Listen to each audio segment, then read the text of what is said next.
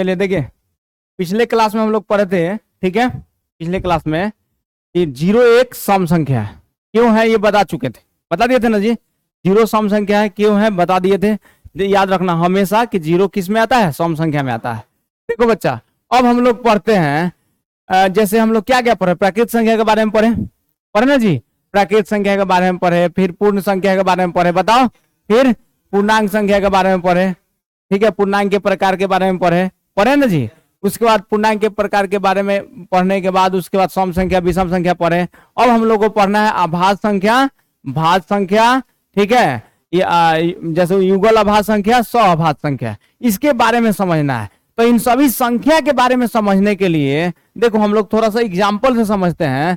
देखो जैसे हम अगर बताओगे प्राकृत संख्या लिखो, स्टार्टिंग से प्राकृत संख्या लिखना है अगर स्टार्टिंग से, तो क्या लिखोगे, 1 2 3 4 5 6 7 8 9, है ना जी। यहां से हम लोग प्राकृत संख्या लिख सकते हैं, ठीक है। अब देखो, अब इसके बाद क्या करेंगे, तो तुम लोग इधर हम लिख दिए नंबर, इधर क्या है जी, नंबर, इधर हम लिख दे रहे हैं नंबर, ठीक है।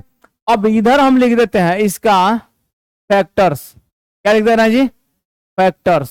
तो तुम लोग बताओ 1 जो नंबर है किससे किससे डिविजिबल है, बताओ, केवल 1 से, है ना जी। चलो 2 किससे किससे डिविजिबल है, 1 से, 2 से, 3, 1 से 3 से, 4, 1 से 2 से, 4 से, कोई दिक्कत, 5, 1 से 5 से, 6, 1 2 3 6 हो गया, 7, 1 7 से डिविजिबल है, 8, 1 2 4 8 से डिविजिबल है, 9, 1 3 9 से डिविजिबल है, कोई दिक्कत बोलो। कहने का मतलब ये है, यहां समझना है तो ध्यान समझ लो, यहां पर अगर कुछ नंबर ले रहा है 1 2 3 4 5 6 7 8 9 तक है, तो हम ये बात यहां जानना चाहते हैं कि बता 1 किससे किससे डिविजिबल है, मतलब 1 किससे किससे कट जाता है, 1 किससे किससे विभाजित हो जाता है, 1 किससे किससे विभाजित हो जाता है, तो केवल 1 से, कोनो दिक्कत। और 2 किससे किससे विभाजित होता है, 1 से और ही 2 से, 3 1 से और 3 से, 4 1 2 4 से, 5 1 5 से, 6 1 2 3 6 से, 7 1 7 से, और 8 1 2 4 8 से, 9 1 3 9 से। अब देखो ध्यान से समझना, सब हम क्या बताना चाहते हैं यहां पर, इसमें पॉइंट ये है कि तुम इसमें चूज करो, मतलब वह संख्या चुनो जिसके 2 ही गुणनखंड है, कौन, 2 3 5, कौन दिक्कत, और ये 7, 2 3 5 7 ऐसी यहां प्राकृत संख्या है जिसके 2 ही गुणनखंड है। 2 के कितने गुणनखंड है, 2, 1 और 2, 3 के कितने गुणनखंड है, 1 और 3, 5 के कितने हैं, 1 और 5, 7 को 1 और 7। तो ऐसी संख्या को हम लोग बोलते हैं, ऐसी प्राकृत संख्या को हम लोग क्या बोलते हैं, अभाज्य संख्या। इसको क्या बोलते हैं बच्चा लोग, अभाज्य संख्या, याद रहेगा, इसको क्या बोलते हैं, अभाज्य संख्या। इसको इंग्लिश में बोलते हैं प्राइम नंबर, क्या बोलते हैं बच्चा लोग, प्राइम नंबर, कोई दिक्कत बताओ, याद रहेगा, इंग्लिश में क्या बोलते हैं, प्राइम नंबर।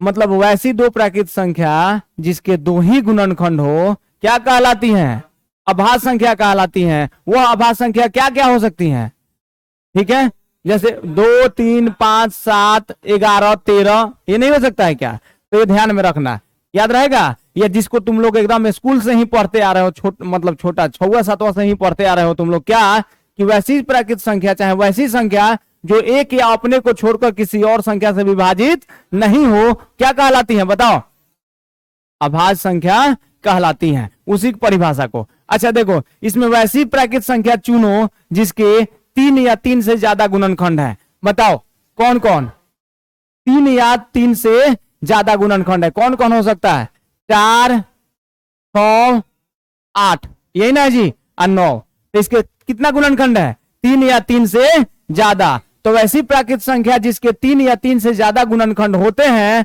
उसको हम लोग भाज्य संख्या बोलते हैं, क्या बोलते हैं जी, भाज्य संख्या। तो यहां क्या लिख दो, भाज्य संख्या। और भाज्य संख्या को क्या बोलते हैं हम लोग, कंपोजिट नंबर, क्या बोलते हैं, कंपोजिट नंबर, कोई दिक्कत, क्या बोलते हैं जी, कंपोजिट नंबर। क्लियर हुआ? बताओ, समझ में आ गया ना? तो देखो अब इसके बाद क्या है थोड़ा समझना। यहाँ एक जो है, एक देखो, एक न तो भाज है और न ही अभाज। एक के पास एक ही गुणनखंड होता है, वह स्वयं केवल एक ही है। तो एक को न तो भाज बोला जाता है और न ही अभाज। याद रहेगा, एक न तो भाज है और न ही अभाज, याद रखना। एक न तो भाज, न तो भाज, बोलो सब, नहीं अभाज, नहीं अभाज। याद रहेगा, एक जो है न तो भाज होता है और न ही अभाज होता है। ठीक है, याद रखना। अगर कोई पूछता है कि अभाज संख्या क्या है, तो तुम लोग बोलना वैसी प्राकृत संख्या जिसके दो ही गुणनखंड हो, चाहे वैसी प्राकृत संख्या जो एक या अपने को छोड़कर किसी दूसरी संख्या से विभाजित नहीं हो, अभाज संख्या कहलाती है। कोई दिक्कत? भाज संख्या में क्या होता है? वैसी प्राकृत संख्या जिसके, ठीक है, जो एक या अपने को छोड़कर किसी दूसरी संख्या से भी कट जाए, विभाजित हो जाए, उसको क्या बोलते हैं? भाज संख्या। मतलब या सिंपली ऐसे बोल सकते हो, जिसके 3 या 3 से ज्यादा गुणनखंड है, क्या कहलाती हैं? भाज संख्या कहलाती है। याद रहेगा?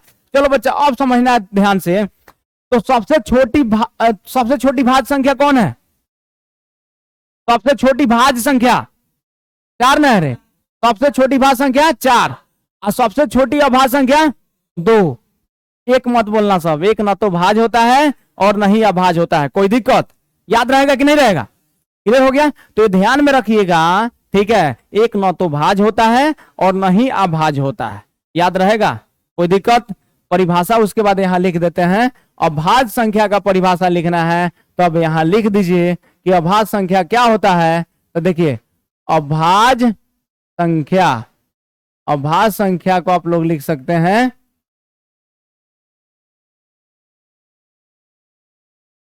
ठीक है। अभाज संख्या का परिभाषा क्या लिखिएगा जी? इसका परिभाषा लिखिएगा, वैसी प्राकृत संख्या, वैसी प्राकृत संख्या, बताओ, जो एक या अपने को छोड़कर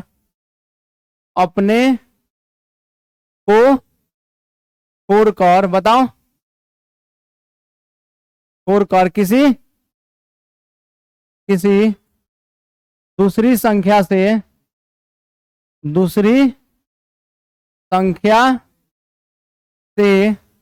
बताओ विभाजित न हो। याद रहेगा? बोलो सब, ठीक है। वैसी प्राकृत संख्या जो एक या अपने को छोड़कर किसी दूसरी संख्या से विभाजित न हो, क्या कहलाती हैं? अभाज संख्या कहलाती हैं। याद रखना। अब क्या आता है जी बच्चा लोग? भाज संख्या। अब क्या आता है? भाज संख्या। तो भाज संख्या का परिभाषा क्या होगा? देखो, भाज संख्या क्या होती है? तो तुम बोलोगे वैसी प्राकृत संख्या, लिखेंगे ना जी, वैसी प्राकृत संख्या बताओ जो एक या अपने को छोड़कर, एक या अपने को छोड़कर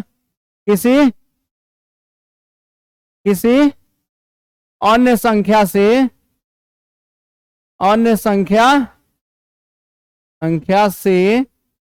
विभाजित हो जाए। विभाजित, बताओ सब, विभाजित हो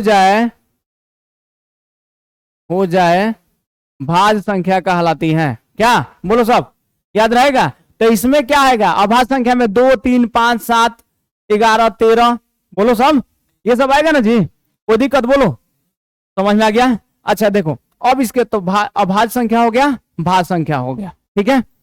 अब और इसमें देखो, एक ना तो भाज संख्या होता है और ना ही अभाज संख्या। क्लियर हो गया?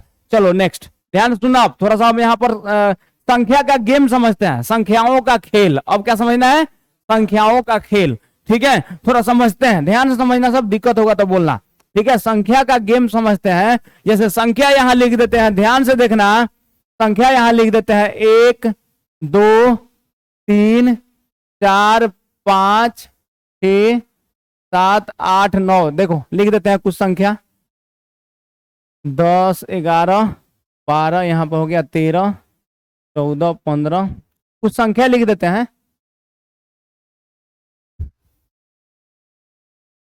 देखो समझा रहा, संख्या का गेम समझना हम लोग, ठीक है, संख्या का गेम, ठीक है, इसको समझाना है। तो देखो ध्यान से,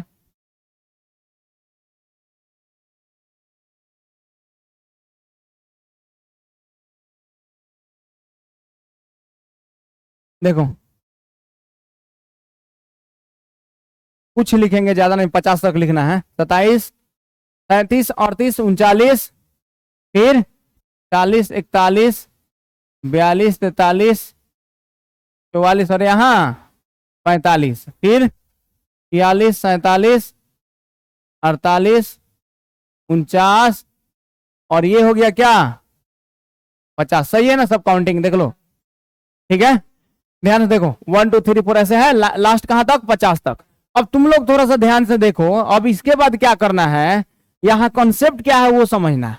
हम बोले हैं एक न तो भाज है और न ही अभाज है, तो एक को क्रॉस करो। ये क्या है, एक न तो भाज है, न तो भाज, बोलो सब, और नहीं अभाज, नहीं अभाज है, याद रखना सब, एक न तो भाज और नहीं अभाज।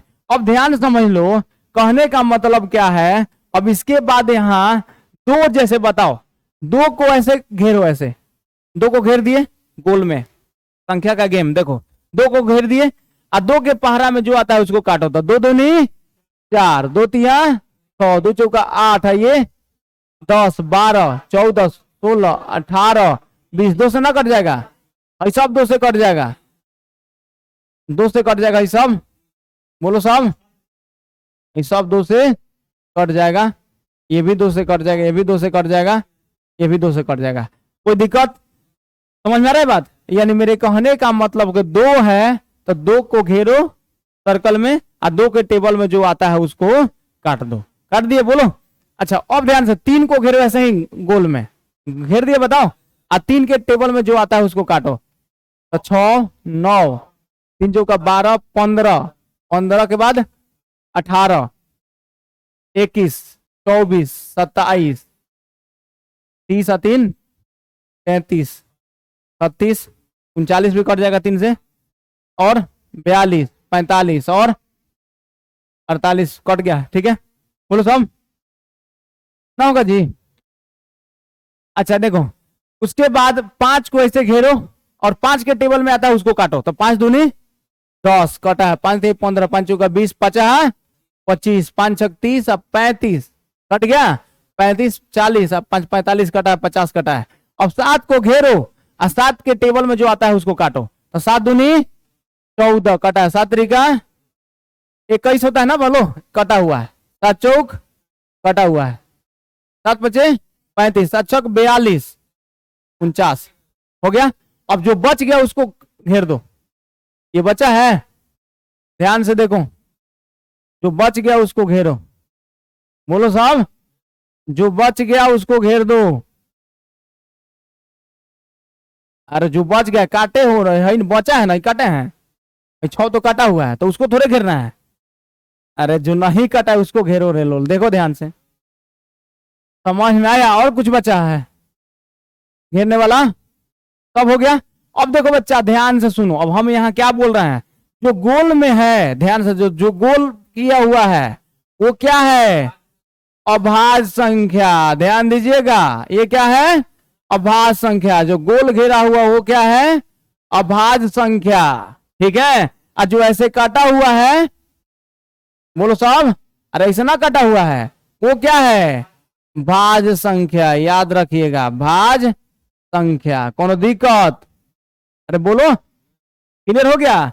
और उसके बाद ध्यान सुनो, अभाज्य हो गया, भाज्य हो गया। अब देखो इसमें एक और आएगा, एक न तो भाज्य है और न ही अभाज्य है। अब समझना है इसमें मेन पॉइंट, ये समझो, ध्यान से सुनना सब, कि अब एक आता है युगल अभाज्य संख्या। क्या आता है, युगल अभाज्य संख्या। तो इसमें दो गो गोला चुनो, इसमें जिसके बीच में एगो कटा हुआ हो। बताओ 3 5 5 7 11 13 बोलो 17 19।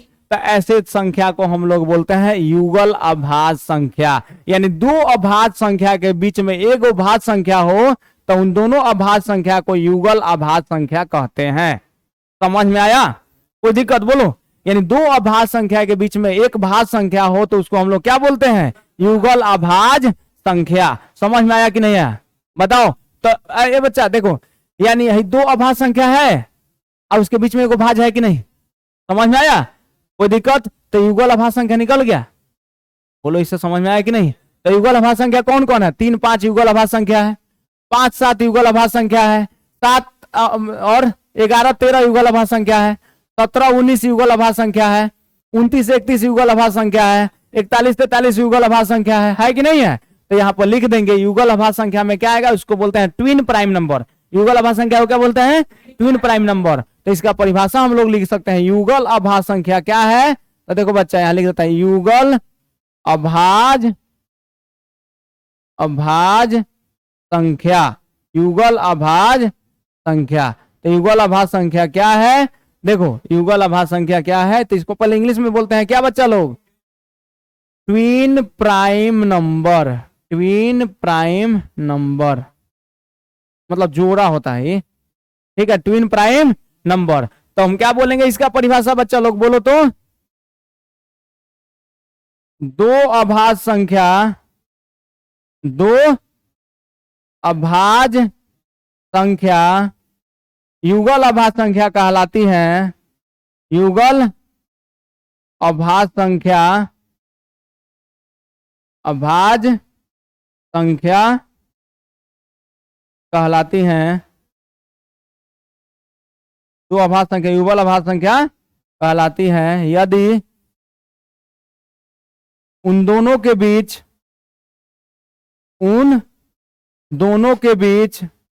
बताओ, उन दोनों के बीच क्या? एक भाज्य संख्या हो। क्या लिख देंगे? एक भाज्य संख्या हो। भाज्य संख्या हो। याद रहेगा? अरे बोलो सब, कोई दिक्कत? ध्यान में रहेगा ना? तो ये याद रखना, युगल अभाज्य संख्या, ठीक है? दो अभाज्य संख्या युगल अभाज्य संख्या कहलाती है यदि उन दोनों के बीच एक भाज्य संख्या हो। जैसे कौन कौन? 3 5 5 7 11 13 17 19। नहीं लिख सकता है सब? कोई दिक्कत? ठीक है, ये समझ लेना। तो लगभग लड़का सबसे पूछोगे ये सब तो वो सब बस खाली बस पढ़ लिया था, ठीक है? वो खाली क्वेश्चन बनाने का हाल जानता है सब, ठीक है? कोई भी स्टूडेंट पढ़ता था क्वेश्चन बनेगा। अरे पहले कॉन्सेप्ट तो समझो तब तो क्वेश्चन बनेगा, ये ध्यान में रखिए। चलिए आगे बढ़े, बोलिए यहां तक आ गया समझ में? युगल अभाज्य संख्या क्लियर है? कोई दिक्कत? चलो नेक्स्ट, ध्यान से सुनना। और बताए पहले इसमें बताओ सबसे छोटी अभाज्य संख्या। सीधा दिख रहा है, गोला अभाज्य संख्या को बता रहा है, ठीक है? तो सबसे पहले का गोला कौन है? तो 2 सबसे छोटी अभाज्य संख्या है। बोलो कोई दिक्कत? अच्छा बताओ इसमें तुम लोग बताओ सबसे छोटी भाज्य संख्या 4। याद रहेगा? सबसे छोटी भाज्य संख्या 4। अच्छा एक ऐसा प्राकृत संख्या बताओ जो न तो भाज्य है और नहीं अभाज्य है। 1। कोई दिक्कत? अच्छा एक ऐसा सम संख्या बताओ जो सम संख्या होते हुए भी अभाज्य है। एक एक है ऐसा सम संख्या बताओ। ऐसा सम संख्या बताओ, मैं सम संख्या हूं, ऐसा सम संख्या बताओ जो सम होते हुए भी अभाज्य है। 0 में कहा है रे लोल? सब लोल है सब। बोलो इतना में बोलना नहीं देतना है। अभाज्य संख्या देखो मतलब ऐसा सम संख्या इसमें बताओ जो सम होते हुए भी अभाज्य है। एक एक होता है वो, 2 होगा। सीधे दिख रहा है ना? दिख रहा है रे? 2 सम संख्या है। 2 सम संख्या नहीं है? 2 सम संख्या 2 से कट जाता है तो 2 सम संख्या है। तो 2 सम होते हुए भी क्या है? अभाज्य है। 2 अभाज्य क्यों है? क्योंकि 2 को संख्या से कटता है, एगो 1 से और एगो 2 से। कोई दिक्कत? समझ में आया? झूठ नहीं ना बोल रहा है सभी, ये ध्यान में रखना। तो 2 क्या है? सबसे छोटी अभाज्य संख्या 2 होती है और 2 ही एक ऐसी सम संख्या है जो अभाज्य है। बाकी कोई भी सम संख्या अभाज्य नहीं है। जैसे देखो यहां पर ये 50 तुम लोग बोल रहे हो, तुम बोल रहे हो 50, तो बताओ तो 50 ये अभाज्य है क्या? एक गोला वाला ना अभाज्य है रे। गोला वाला को देखो तो गोला वाला में कौन है जो सम है? खाली दो है। समझ में आया? तो इसमें नोट नंबर 1 पॉइंट हम लिख सकते हैं कि सबसे छोटी अभाज्य संख्या 2 होती है। और नोट नंबर 2 में लिख सकते हैं कि दो एक ऐसी संख्या है, दो एक ऐसी संख्या है, ठीक है, दो ही एक ऐसी संख्या है जो कम होते हुए भी अभाज्य है। कोई दिक्कत? समझ गए? अब हम लोग को समझना है सअभाज्य संख्या। तो सबसे पहले थोड़ा सा इसको आप लोग लिखिए तो जल्दी से लिखिए।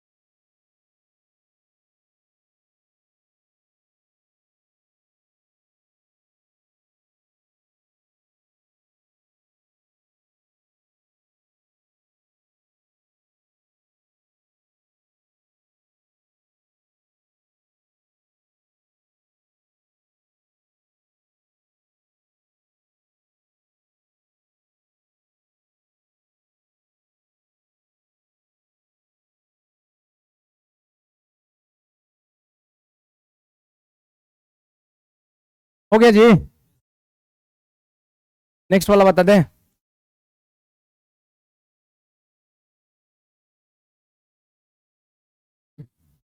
ये वाला लिख लिया सब? नहीं ना? लिखो जल्दी, लिखो जल्दी लिखो। हैं?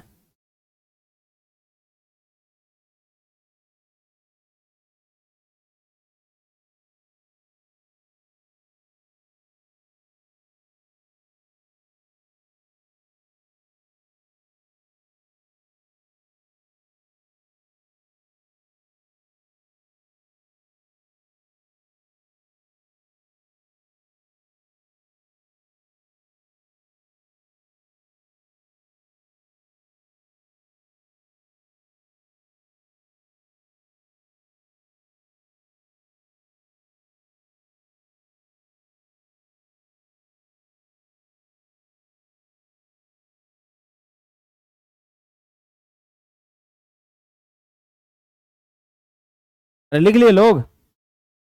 चलो आगे बढ़ते हैं। इतना टाइम लगता है तुम लोग को लिखने में। अब इसके बाद पढ़ना है हम लोग को, जैसे युगल अभाज्य संख्या तक पढ़ लेना, सौ अभाज्य संख्या के बारे में थोड़ा जानना है। ठीक है, सौ अभाज्य संख्या पढ़ लेते हैं। और फिर उसके बाद हम लोग को पढ़ना है क्या, जैसे परिमेय संख्या का नाम सुना है सब? अपरिमेय संख्या, हाँ, रेशनल नंबर, इरेशनल नंबर, ये सब पढ़ना है। ठीक है, हो गया, आगे बढ़े। ग्रुप नहीं बना है अभी, तुम लोग का ग्रुप बना देना तो हो जाएगा।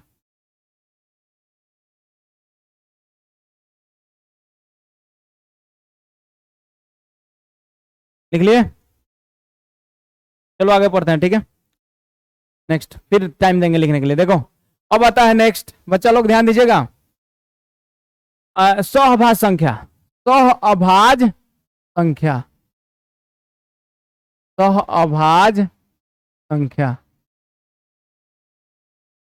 संख्या इसको बोलते हैं हम लोग क्या, ट्विन, जैसे को प्राइम नंबर, क्या बोलते हैं बच्चा लोग? को प्राइम नंबर, को प्राइम नंबर बोला जाता है इसको। देखो, तो सहअभाज्य संख्या मतलब ऐसी दो प्राकृत संख्या, ये कोई जरूरी है दोनों अभाज्य संख्या होंगी, मतलब ऐसी दो प्राकृत संख्या जिसके, जैसे युगल अभाज्य संख्या में क्या होता था कि दो अभाज्य संख्या के बीच में एक भाज्य संख्या हो, तो दोनों अभाज्य संख्या को क्या बोलते हैं? युगल अभाज्य संख्या, याद रहेगा ना? तो उसमें दोनों अभाज्य होना जरूरी है। लेकिन सहअभाज्य में होता है कि दो प्राकृत संख्या, दो प्राकृत संख्या सहअभाज्य संख्या कहलाती है यदि उन दोनों का HCF कितना हो? 1 हो, या उनके गुणनखंडों में केवल एक संख्या उभयनिष्ठ हो, वो क्या? 1। ठीक है, जैसे मान लो हम एग्जांपल बता रहे हैं, जैसे 2 और 3 है। ठीक है, तो 2 में किससे किससे भाग दे सकते हो? 1 और 2 से। 3 में किससे किससे भाग दे सकते हो? 1 और 3 से। तो केवल एक ना उभयनिष्ठ है दोनों में, तो इसका HCF क्या हो गया? 2 और 3 का 1। HCF क्या हो गया? 1।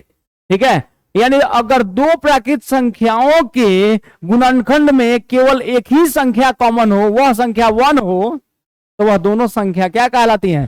सहअभाज्य संख्या कहलाती हैं। एक एग्जांपल ये बता दिए, जैसे हम लोग बोलेंगे सहअभाज्य संख्या तो हो गया। ये दूसरा नंबर एग्जांपल, जैसे 6 और 35 को देखें, 6 और 35, 6 और 35, तो बता 6 में किससे किससे भाग दे सकते हैं? 1 से, 2 से, 3 से, 6 से। 35 में 1 से, 5 से, 7 से। कोई दिक्कत? अरे बोलो। और 35 से, बिल्कुल सही बात। अब बताओ 6 और 35 को अगर हमको चेक करना है कि यह सहअभाज्य संख्या है कि नहीं, तो इसके गुणनखंड में देखो कितनी संख्या कॉमन है? तो दोनों में हो, केवल एक ना है जी। यहां पर इसके गुणनखंड में केवल एक ही ऐसा गुणनखंड है जो दोनों में उभयनिष्ठ है, इसलिए 6 और 35 क्या है? सहअभाज्य संख्या। समझ में आया? कोई दिक्कत? झूठ नहीं ना बोल रहा है सब? तो सहअभाज्य संख्या क्या है? क्लियर हो गया? वैसी दो प्राकृत संख्या जिसका HCF 1 हो, सहअभाज्य संख्या कहलाती है। या अपने लैंग्वेज में बोलो तो बोलना कि वैसी दो प्राकृत संख्या जिनके गुणनखंडों में केवल एक ही संख्या कॉमन हो, 1 हो, 1 हो। ठीक है, उसको क्या बोलते हैं? सहअभाज्य संख्या कहते हैं। कोई दिक्कत? समझ में आ गया ना? बस समझो, डेफिनेशन रटने से क्या फायदा, खाली समझ लो बस। समझ में आ गया? बोलो। कोई दिक्कत? कोई भी दो लगातार प्राकृत संख्या सहअभाज्य संख्या होती है। कोई भी दो लगातार प्राकृत संख्या क्या होती है? सहअभाज्य संख्या। जैसे 10 और 11, तो देखो, तो 10 में किससे किससे भाग दे सकते हो? 1, 2, 5, 10। 11 में 1 और 11 से, तो 1 केवल कॉमन है कि नहीं? बोलो साहब, तो क्या हो गया? ये सहअभाज्य संख्या। समझ में आ गया? झूठ नहीं ना बोल रहा सब? आगे बढ़े, चलो। ये हो गया सहअभाज्य संख्या। अच्छा, और अगर एग्जांपल लोगे, जैसे मेरे कहने का मतलब, जैसे मान लो यहां लिख दिए, कोई भी बताओ, जैसे 70, जैसे यहां पर हम ले रहे हैं 25 और 26, दो लेते हैं, तो 25 में बताओ 1, 5 और 25, 26 किससे कटेगा? 1, 2, 13 और 26, तो केवल एक गुना कॉमन है, 1। बोले है ना? समझ में आ गया? तो सहअभाज्य संख्या क्या होती है? क्लियर हो गया? झूठ नहीं ना बोल रहा सब? चलो अब आगे बढ़ते हैं, ध्यान से सुनना सब, दिक्कत होगा तो बोलना सब। सहअभाज्य संख्या के बारे में तुम लोग को बता दिए। अब हम लोग को पढ़ना है इसके बाद क्या बच्चा लोग? बोलो। परिमेय संख्या जिसको हम लोग क्या बोलते हैं, रेशनल नंबर। ये पढ़ना है हम लोग को परिमेय संख्या, परिमेय संख्या। और परिमेय संख्या क्या होती है इसके बारे में समझ लो। इसको बोलते हैं परिमेय संख्या को रेशनल नंबर।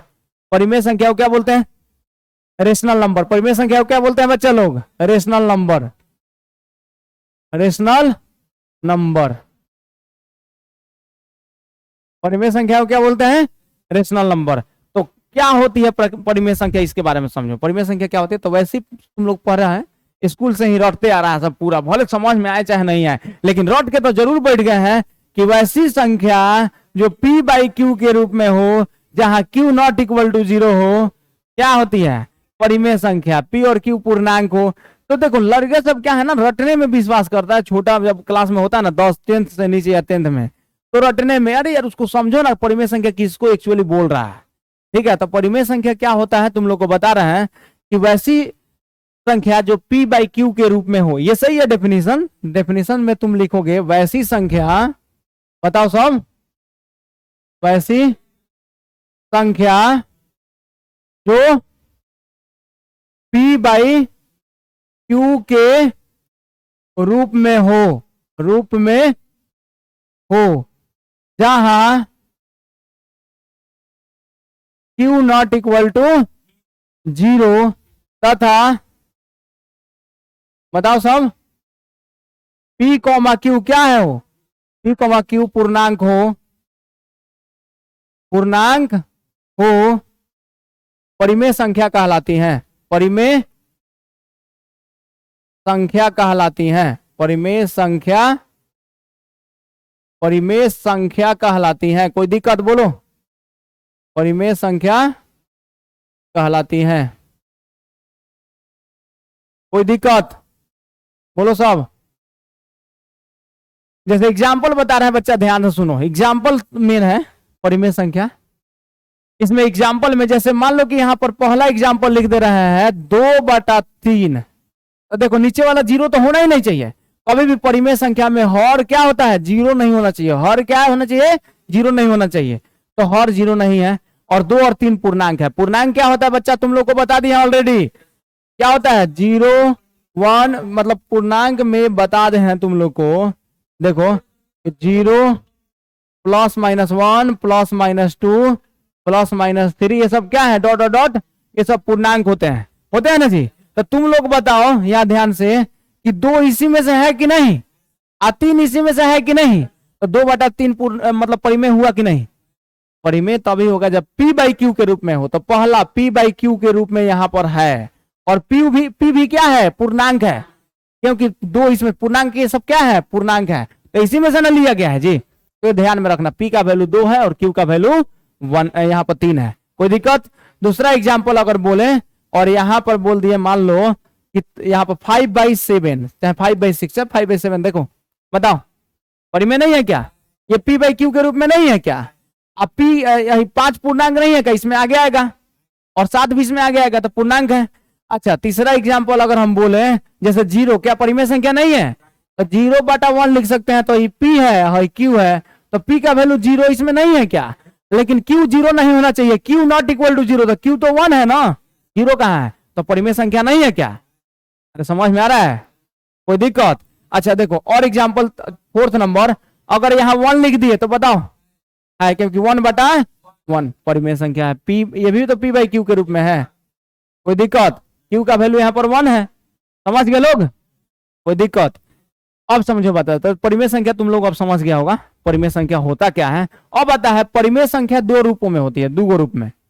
एक होता है भिन्न के रूप में और एक होता है किस रूप में, पूर्णांक के रूप में। परिमेय संख्या 2 रूपों में होती है। परिमेय संख्या कितने रूपों में होती है बच्चा, परिमेय संख्या, परिमेय संख्या 2 रूपों में होती है। परिमेय संख्या कितने रूपों में होती है बच्चा, 2 रूपों में होती है। देखो एक क्या बताओ, परिमेय संख्या 2 रूपों में होती है। पहला एक तो भिन्न के रूप में, किस रूप में, भिन्न के रूप में, और दूसरा पूर्णांक के रूप में। याद रहेगा, बोलो साहब। परिमेय संख्या 2 रूपों में होती है, एक भिन्न के रूप में और दूसरा पूर्णांक के रूप में। तो याद रखना, जब भिन्न के रूप में, जब पूर्णांक के रूप में रहता है तो पूर्णांक में क्या क्या आता है, पता पूर्णांक में क्या क्या आता है बच्चा, इसमें 0 plus minus 1 plus minus 2 plus minus 3 plus minus 4 dot dot dot ये सब आता है। और देखो जब पूर्णांक के रूप में होगा तो सब में हर में कितना होगा 1, सबके हर में कितना होगा 1, याद रखना सबके हर में कितना होगा बच्चा लोग 1। कोई दिक्कत बोलो, झूठ नहीं ना बोल रहे हैं सब, समझ में आ गया तो याद रखना। लेकिन भिन्न के रूप में रहता है, अगर परिमेय संख्या भिन्न के रूप में रहता है तो हर में कभी भी 1 नहीं होता है। जब भिन्न के रूप में रहता है तो हर में कभी भी 1 नहीं होता है। तो बताओ यहाँ पर भिन्न के रूप में जैसे 1/2 भिन्न है, 3/4 क्या है भिन्न है, 5/6 क्या है भिन्न है, तो भिन्न के रूप में है कि नहीं है। तो यार भिन्न के रूप में रहेगा तो हर 1 नहीं होता है। अगर कोई बोलता है कि 2/1 क्या भिन्न है, तो नहीं है, 2/1 भिन्न नहीं है। समझ के बात, वो भिन्न में नहीं आता है। कोनो दिक्कत, क्लियर हो गया, बोलो झूठ नहीं ना बोल रहा सब, समझ में आ गया यहाँ तक। तो यानी देखो परिमेय संख्या 2 रूपों में होती है। परिमेय संख्या कितने रूपों में होती है बच्चा लोग, 2 रूपों में होती है। एक कौन, एक भिन्न और एक पूर्णांक। तो जब भिन्न के रूप में होती है तो हर 1 नहीं होता है, और जब पूर्णांक के रूप में होती है तो हमेशा हर कितना होता है, 1 होता है। अच्छा देखो, अगर कोई पूछेगा √3/2 क्या परिमेय संख्या है, तो नहीं है। क्या है नहीं है, क्योंकि वही पूर्णांक नहीं है, वही पूर्णांक है, लेकिन ये दोनों ना पूर्णांक होना चाहिए, तो ये पूर्णांक नहीं है। पूर्णांक रूट में होता है क्या, √3 पूर्णांक है नहीं, तो ये परिमेय संख्या नहीं है। समझ गए बात, कोई दिक्कत, क्लियर हो गया, झूठ नहीं ना बोल रहा सब, सबको आया कि नहीं समझ में, क्लियर हो गया, कोई दिक्कत है। तो इतना सब बता दिए, परिमेय संख्या के बारे में बता दिए। अब परिमेय संख्या को ध्यान से सुनो, परिमेय संख्या को अब यहाँ पूर्णांक के रूप में है। अगर परिमेय संख्या पूर्णांक के रूप में है तो उसको दशमलव के रूप में नहीं बदल सकते हैं, लेकिन भिन्न के रूप में है तो उसको दशमलव के रूप में बदल सकते हैं। तो परिमेय संख्या का जो दशमलव प्रसार होता है वो 2 होता है, या तो शांत होता है या अशांत आवर्ती होता है। अशांत आवर्ती, खाली अशांत नहीं, अशांत आवर्ती। परिमेय संख्या के भिन्न को, परिमेय संख्या अगर भिन्न के रूप में होती है तो उसको दशमलव के रूप में बदला जाता है, और दशमलव के रूप में बदलते हैं तो या तो शांत आता है या अशांत आवर्ती। तो इसके बारे में नेक्स्ट क्लास में पढ़ेंगे। ये पार्ट 2 हो गया वीडियो, ठीक है, पार्ट 2 हो गया। उसके बाद पार्ट 3 में पूरा ये कंप्लीट हो जाएगा, पूरा नंबर सिस्टम। पार्ट 3 में ही हम लोग इंटरवल भी पढ़ेंगे, ठीक है, कोई दिक्कत, ठीक है। आज की क्लास में इतना ही, फिर मिलते हैं नेक्स्ट क्लास में।